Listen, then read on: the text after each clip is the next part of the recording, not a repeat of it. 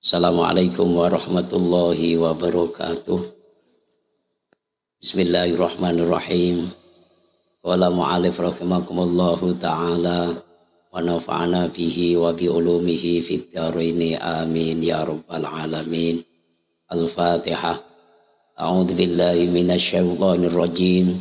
Bismillahirrahmanirrahim. Alhamdulillahi rabbil alamin. Ar-Rahmanir Rahim Maliki Yaumiddin. Iyyaka na'budu wa iyyaka nasta'in. Ihdinas siratal mustaqim. Siratal ladzina an'amta 'alaihim ghairil maghdubi 'alaihim waladdallin. Amin.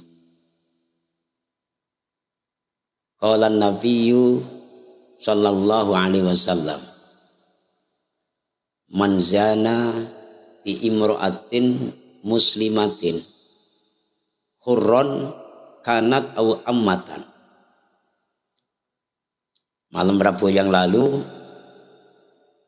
menerangkan sebuah kisah seorang laki-laki yang meninggal. Ya, masih ingat kan? Yang meninggal baru saja dikebumikan sudah diazab atau disiksa oleh malaikat. Sementara seorang laki-laki tersebut waktu di dunia juga ya sholat, ya puasa, ya zakat. Ternyata apa? Ternyata kesalahannya itu ada orang yang terzalimi atau dizalimin orang, minta tolong sama dia, dia tidak mau menolong. Dah selesai. Nah sekarang Kanjeng Nabi Muhammad sallallahu alaihi wasallam bersabda, man zana bi imra'atin muslimatin hurron kanat au ammatan. Man zana, barang siapa yang zina bi imra'atin, dengan seorang perempuan, orang yang zina dengan seorang perempuan muslimatin, ya, seorang perempuan muslim, ya, muslimah, ya. Hurron kanat au ammatan, baik seorang perempuan muslim itulah tadi orang yang merdiko atau seorang budak ataupun seorang amat. Setelah itu famata bi ghairi taubatin, maka mati atau meninggal orang tersebut yang zina tersebut bi ghairi taubatin, dengan belum taubat. Habis zina senang-senang sama seorang perempuan muslimah, ya, belum sempat taubat sudah meninggal. Maka apa yang terjadi? Fatahallahu lahu fi qabrihi sami'ati babin minnar.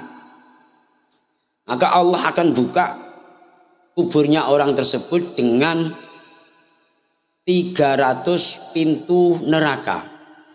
Ya, ketika meninggal dimakamkan di kubur, baru dari kubur saja Allah sudah membukakan 300 pintu neraka. Ya. Kemudian yu'adzibu fihi ila yaumil qiyamah.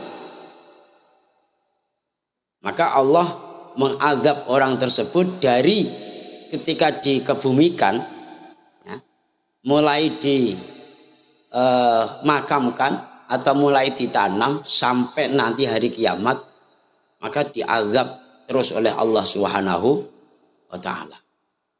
Ini Masya Allah, luar biasa azabnya orang yang zina.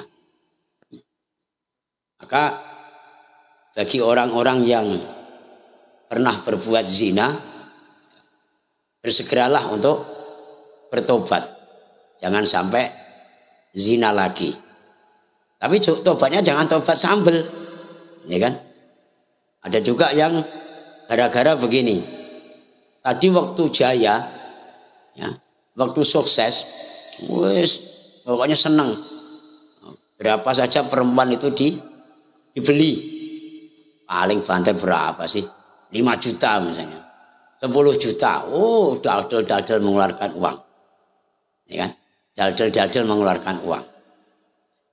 Tapi ketika mengalami kebangkrutan, ya, sudah tidak punya duit, tender sudah mulai berkurang, proyek sudah menurun, udah klisik, buka dompet nggak ada uangnya, nyolok ATM nggak ada isinya. Lama-lama mulai pengen bertobat. Wah, ini apa jangan-jangan gara-gara aku sering zina terus ya, atau gara-gara aku sering beli perempuan terus ya. Habis itu langsung deket-deket sama ustadz, ikut dzikir, ikut ngaji, kan begitu. Nah, tujuannya itu begitu ngaji, tujuannya supaya rezekinya lancar lagi, proyeknya berkembang lagi, tendernya banyak. Ya. Setelah banyak, ada hasrat lagi. Lama kita, udah berapa tahun ya, nggak main-main seperti itu. Berhubung dompetnya sudah mulai tebel, ATM ada isinya, udah. Biasanya kerja proyek jam 5 sudah nyampe rumah, kadang jam 10, jam 11 malam baru nyampe rumah. Itu artinya tobat. Ketika kumpul-kumpul sama kiai, ikut-ikut ngaji, ikut-ikut dzikir tadi, baca sholawat nariyah, baca sholawat Jibril, ya, dengerin ceramahnya, melaksanakan sholat, udah tidak mau lagi. Nggak maunya karena nggak punya duit. Ya kan? Kadang sedikit takut tender ini mulai berkurang gitu loh. Asal ada bos yang nawarin, oh ini suruh ngerjakan, ini begini.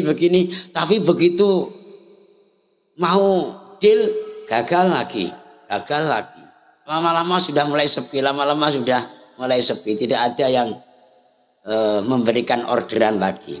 Nah di situ kadang-kadangnya muncul pengen taubat, pengen berbenah diri, pengen mulai berbuat baik, pengen deket sama Allah. Tapi deketnya bukan semata-mata taubatan nasuha, akan tetapi taubat sambel. Ya, rajin ibadahnya, ngaji, rajin zikirnya, bahkan rajin bangun malam, bahkan rajin sholat duha. Ketika apa? Ketika kita mengalami kebangkrutan,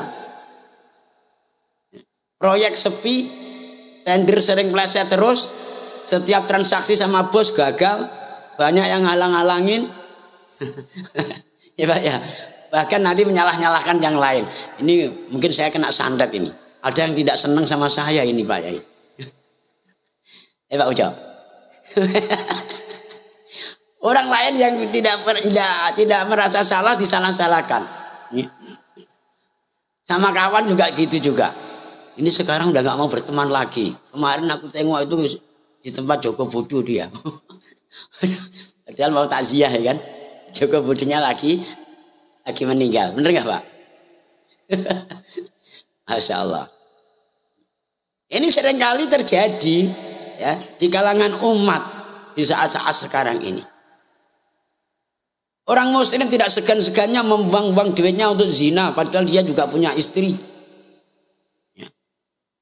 Ketika diuji oleh Allah, mempunyai rezeki yang banyak, tender sering goal, proyek apa saja, transaksi hanya di morning bakery gitu aja jadi, langsung ACC, besok kerjakan sekian M, minimal sekian ratus juta. Nah, udah mulai banyak tingkah nanti kan. Kalau sudah mulai dompet tebel, Pak RT ini rajin ngaji kan karena tendernya belum banyak. Coba tendernya banyak nanti. Ya. Wah ini sore aku kerja ini, malam harus lembur nih Pak Yai, ngejar target. Bahasa Pak Ucok ini udah mulai geleleng nanti kalau udah banyak duit.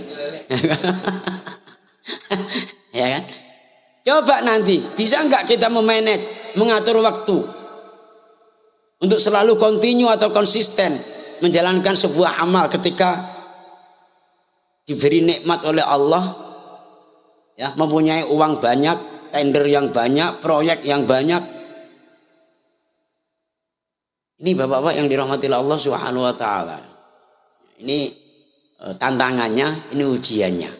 Nah, maka kita diharuskan untuk selalu dan terus menerus untuk ngaji. Ini biar ada filter.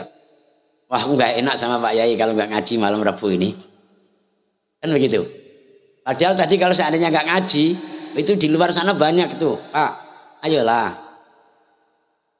Daripada suntuk di rumah Pak, udahlah nggak usah banyak-banyak, 1 juta pun oke lah Pak. Paling 1 jam lah ya. Apa bahasanya Pak Ucok? On time apa? Enggak tahu. Buat dibocorkan sedikit lah Pak.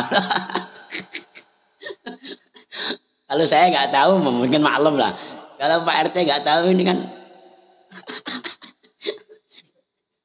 Nah, hukuman bagi orang-orang yang zina, ya, melakukan perbuatan zina dengan seorang perempuan muslimah ataupun seorang perempuan Islam, baik itu yang sudah merdeka atau yang belum atau perempuan amat sekalipun, maka azabnya, siksaannya sungguh sangat luar biasa. Belum sampai nanti di akhirat saja, sudah baru masuk di alam kubur, itu sudah disiapkan oleh Allah 300 pintu neraka dibuka lebar-lebar oleh Allah, dan dari saat itulah sampai nanti hari kiamat terus menerus diazab ataupun disiksa oleh Allah Subhanahu wa taala. Karena dari itu Bapak-bapak jamaah yang dirahmati Allah Subhanahu wa taala sangat berhati-hati, ya, sangat berhati-hati. Dan harus kita gondelin betul-betul keimanan kita. Apapun tipu daya, apapun rayuannya, apapun godaannya, maka kita harus kita pertahankan, jangan sampai rayu atau tergoda oleh seorang wanita-wanita seperti itu.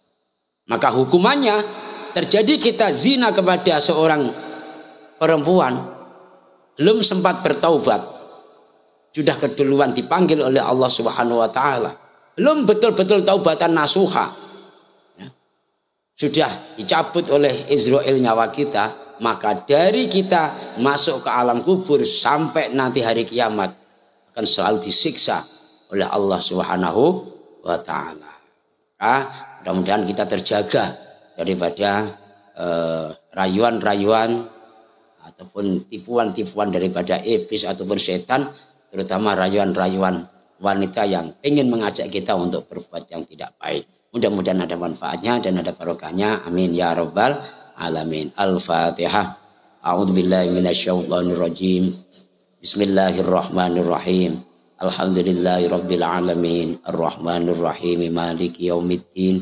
Iyyaka na'budu wa iyyaka nasta'in. Ihdinas siratal mustaqim. Siratal ladzina an'amta 'alaihim ghairil maghdubi 'alaihim waladdallin. Amin. Walafu minkum. Assalamualaikum warahmatullahi wabarakatuh.